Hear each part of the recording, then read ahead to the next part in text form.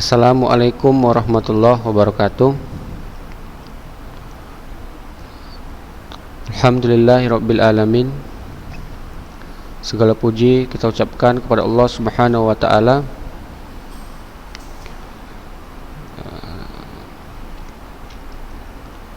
karena telah memberikan kita berbagai macam nikmat, ya. Adapun nikmat terbesar yang Allah berikan kepada kita yaitu nikmat Islam dan nikmat sunnah. Melanjutkan materi kita pada pertemuan yang lalu, ya, masih tentang sistem reproduksi, ya. Nah, hari ini kita akan membahas tentang siklus menstruasi dan kehamilan, ya. Nah,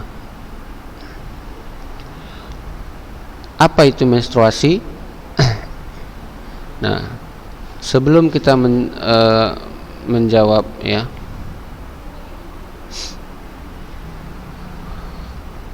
apa itu menstruasi, ya, maka di sini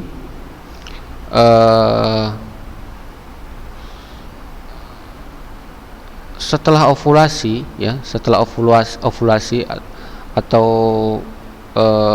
keluarnya ovum, ya, dari ovarium, itu ada dua kemungkinan, ya, ada dua kemungkinan. Nah, yang pertama itu kemungkinannya tidak terjadi pembuahan. Nah, tidak terjadi pembuahan. Nah, kemungkinan yang kedua yaitu terjadi pembuahan.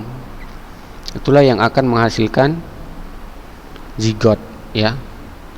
Nah, jadi kalau misalkan tidak terjadi fertilisasi atau pembuahan, ya, maka sel ovum akan mengalami menstruasi, ya. Apabila tidak terjadi pembuahan, maka sel ovum akan mengalami apa? Menstruasi. Apa itu menstruasi? Yaitu luruhnya sel ovum matang yang tidak dibuahi bersama dinding endometrium yang robek, ya. Nah, jadi sel ovum yang tadi keluar dari ovarium dia akan meluruh bersama dengan dinding endometrium yang robek, ya. Nah, ini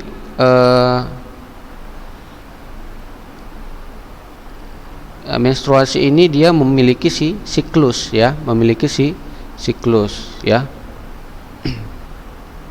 Nah, kisaran waktu tiap siklus, ya, itu 28 sampai 35 hari setiap bulannya, ya. 28 sampai 35 hari setiap bulannya.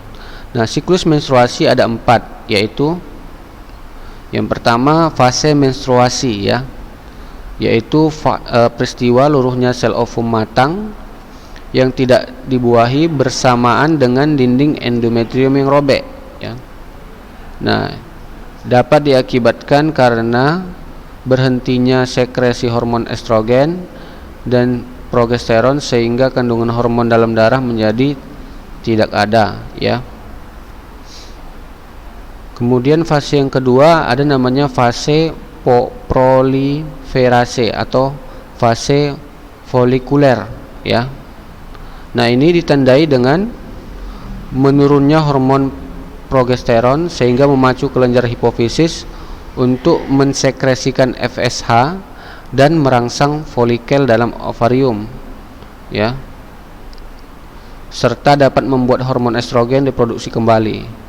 Nah, sel folikel berkembang menjadi folikel de Graaff yang masak dan menghasilkan hormon estrogen yang merangsangnya keluar LH dari hipofisis.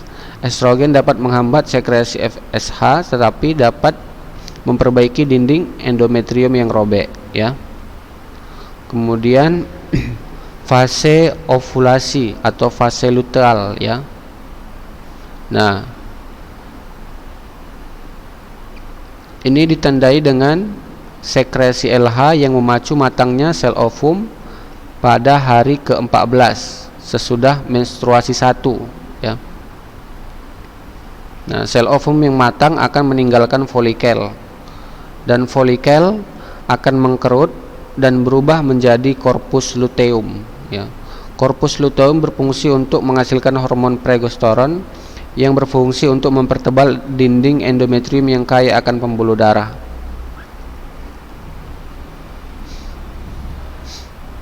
Kemudian fase pasca ovulasi, ya.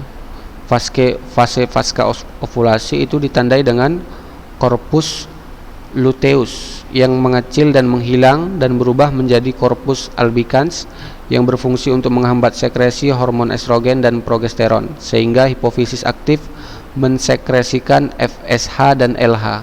Dengan terhentinya sekresi progesteron, maka penebalan dinding endometrium akan terhenti sehingga menyebabkan endometrium mengering dan robek. Terjadilah fase pendarahan atau menstruasi. Nah, jadi inilah dia ya, siklus menstruasi, ya. Nah, jadi ada 4 fasenya, ya.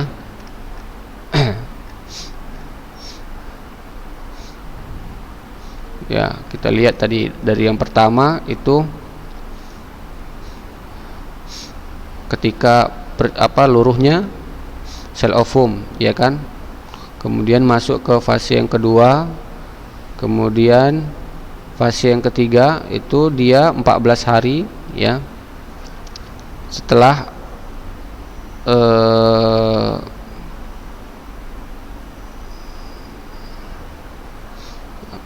selesainya fase yang pertama, kan gitu. Kemudian fase yang terakhir, kemudian masuk lagi ke fase yang pertama, demikian seterusnya, ya. Nah, inilah dia gambarannya, ya, siklusnya, ya, bisa dilihat.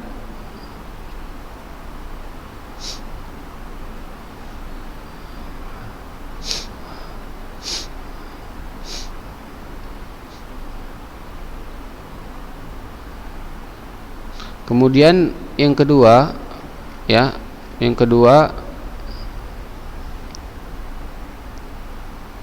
yaitu terjadinya fertilisasi, ya. Terjadinya fertilisasi yaitu peleburan sel sperma dengan sel ovum yang telah matang dan menghasilkan zigot, ya. Nah, jadi kalau tadi tidak terjadi fertilisasi, maka akan terjadi menstruasi, kan seperti itu. Nah, kalau misalkan terjadi peleburan sel sperma dengan sel ovum, maka akan menghasilkan zigot. Nah, zigot ini akan menempel di dinding rahim, kemudian berkembang menjadi embrio dan menghasilkan janin, ya kan, dan embrio kemudian berkembang menjadi janin kemudian menjadi bayi, ya kan. Nah, itulah yang dinamakan dengan kehamilan.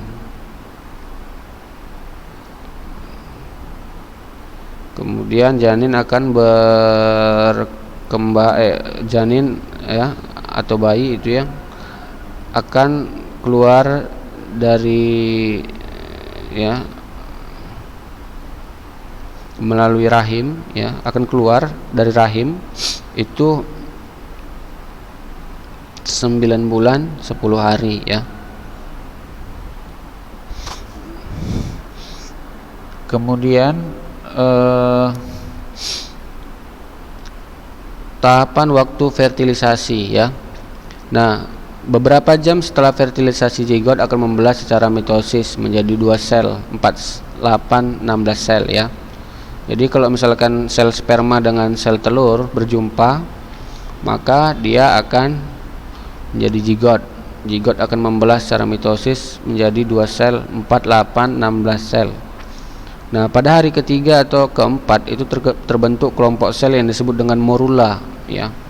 Jadi setelah bertemu ya sel sperma dan sel telur, maka pada hari ketiga atau keempat terbentuk kelompok sel yang disebut ini sesudah terjadi zigot ya, sudah terbentuk zigot, maka pada hari ketiga atau keempat terbentuk kelompok sel yang disebut morula. Morula akan berkembang menjadi blastula. Rongga blastozoel berisi cairan dari tuba Fallopi dan membentuk blastosit ya. Lapisan dalam blastosit membentuk inner cell mass ya.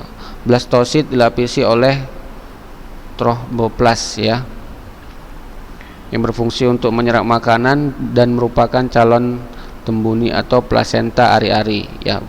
Blastosit akan bergerak menuju uterus dengan waktu 3 sampai 4 hari ya.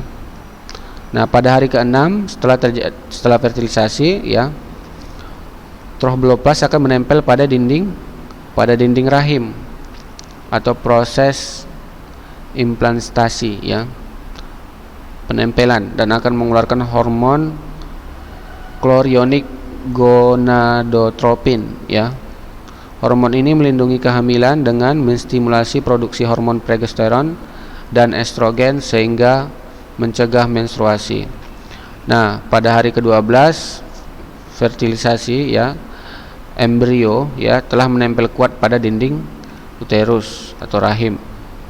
Dilanjutkan dengan fase gastrula, yaitu pada hari ke-21 plasenta akan terus berkembang dari tromboplas ya. Jadi tadi kan terbentuk tromboplas, itu dia bakal dari plasenta ya. Maka mulai terbentuk 3 lapisan dinding embrio ya. Lapisan dinding embrio inilah yang akan berdiferensiasi menjadi organ-organ tubuh. Organ tubuh akan berkembang semakin sempurna bertambahnya usia kandungan. Nah, hormon yang berperan, inilah gambar fertilisasi ya. Nah, bisa dilihat gambarnya di satu itu tadi apa, varium ya,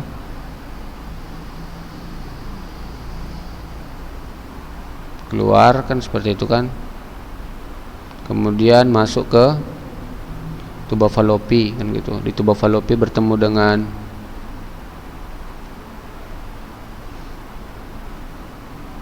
sel sperma kan seperti itu. Nah, setelah terbentuk zigot, maka dia akan ke rahim ya, akan ke rahim. Nah, hormon apa saja yang berperan dalam kehamilan? Yang pertama ada namanya progesteron dan estrogen ya. Nah, progesteron dan estrogen merupakan hormon yang berperan dalam masa kehamilan 3 sampai 4 bulan masa kehamilan. Nah, setelah itu fungsinya diambil oleh plasenta. Hormon estrogen makin banyak dihasilkan seiring dengan bertambahnya usia kandungan karena fungsinya yang merangsang kontraksi uterus, sehingga hormon progesteron semakin sedikit karena fungsinya yang menghambat kontraksi uterus ya. Kemudian hormon prolaktin ya, itu merupakan hormon yang disekresikan oleh plasenta atau ari-ari ya. Plasenta ini adalah ari-ari dan berfungsi untuk memacu glandula mamae untuk memproduksi air susu serta untuk mengatur metabolisme tubuh ibu agar janin tetap mendapatkan nutrisi. HCG merupakan hormon untuk mendeteksi adanya kehamilan. Bekerja pada hari ke-8 hingga minggu ke-8 pada masa kehamilan. Hormon ini ditemukan pada urin wanita dan uji kehamilan. Hormon oksitosin merupakan hormon yang berperan dalam kontraksi uterus menjelang persalinan. Hormon yang berperan dalam kelahiran atau persalinan. relaksin ya, merupakan hormon yang mempengaruhi peregangan otot simfisis pubis ya. Kemudian yang kedua ada estrogen ya, merupakan hormon yang mempengaruhi hormon progesteron yang menghambat kontraksi uterus. Oksitosin merupakan hormon yang mempengaruhi kontraksi dinding uterus ya. Nah, itulah dia hormon-hormon yang berperan dalam kehamilan ya.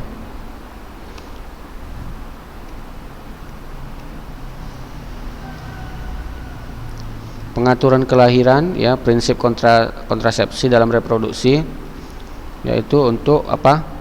Mencegah bertemunya sel sperma dengan sel ovum ya, sehingga tidak terjadi fertilisasi.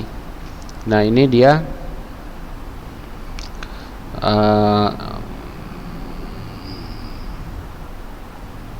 mencegah apa? Mencegah kehamilan dengan apa? Dengan kontrasepsi ya. Itu ada berbagai macam caranya ya.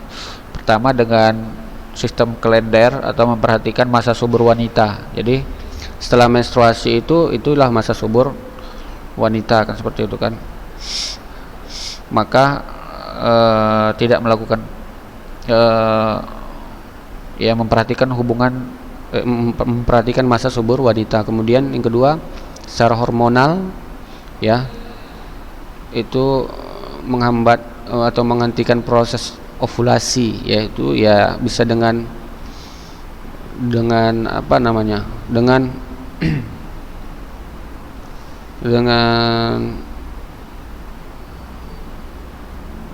proses operasi dan sebagainya.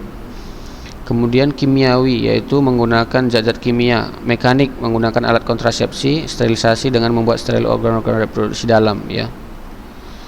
Kemudian penyakit pada sistem reproduksi, yang pertama ada AIDS. AIDS itu dia adalah merupakan penyakit yang disebabkan oleh virus HIV ya. Virus HIV itu menyerang sistem kekebalan tubuh ya. Ini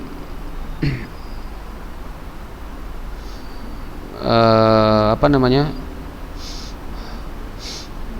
ya, rentan menular ya. Maka hati-hati ya terhadap virus HIV. Kemudian kanker payudara ya. Kemudian ada penyakit vulvovaginitis ya. Ini peradangan ya pada vagina ya. Kemudian impotensi ya. Ini ketidakmampuan mempertahankan ereksi penis.